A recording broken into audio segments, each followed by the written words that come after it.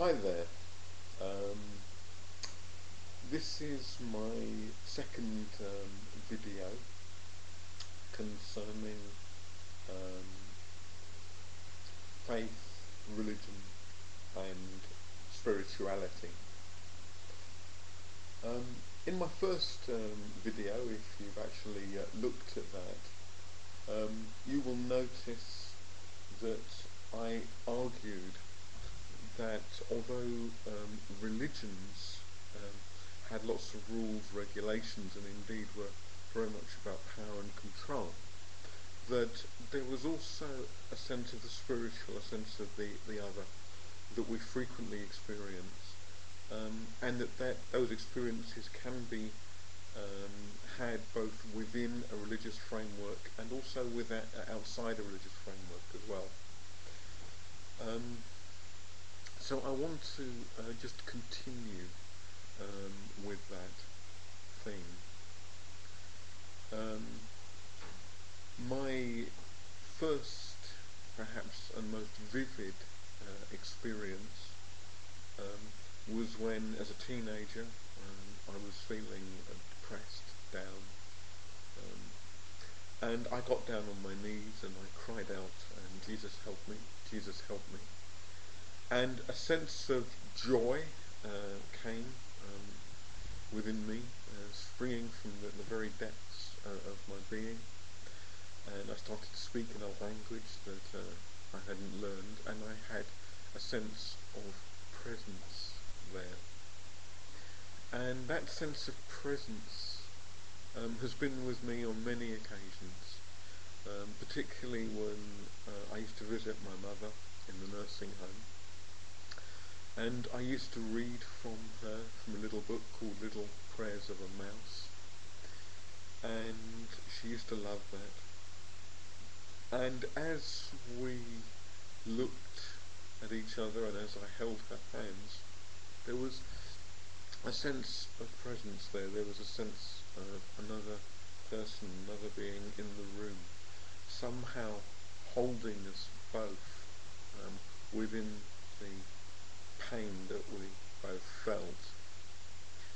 And the question that surfaces from that, a challenge perhaps to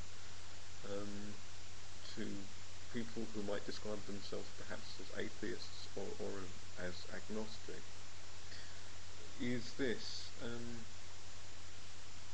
do you have those types of experiences? The experience of other, a sense of transcendence. If you do have those types of experiences, then how do you explain them within your sort of belief system? And by belief system, I'm including people, for example, who say that they are atheists, who say that there are no God or gods. People, for example, who hold a materialistic philosophy, that material reality is the ultimate reality, that life and consciousness spring from the material universe, and that when life dies, consciousness is also no more. If you believe these things, then do you have transcendent type experiences that I've talked about? How do you explain them? And also, another question is, why do you explain them that way? Why do you actually have the beliefs that you actually have? What motivates you to believe perhaps that sense of presence is just a malfunctioning of the brain, or that sense of other is simply some sort of illusion springing up from material reality? I'd be very, very interested to know. Now, my own position on this is that although I am no longer a fundamentalist evangelical Christian, I very much value the experiences that I have, and also something deep within says that there is a real and indeed a transcendental aspect to those experiences. There's something I am by nature quite sceptical, and one of the things that I'm sceptical of is perhaps skepticism.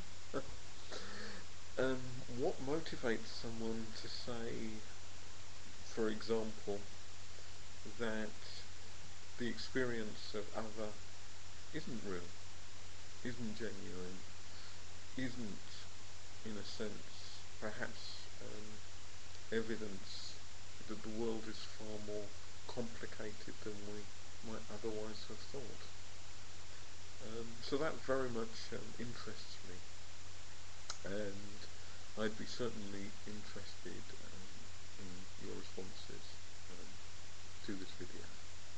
Many thanks. Bye.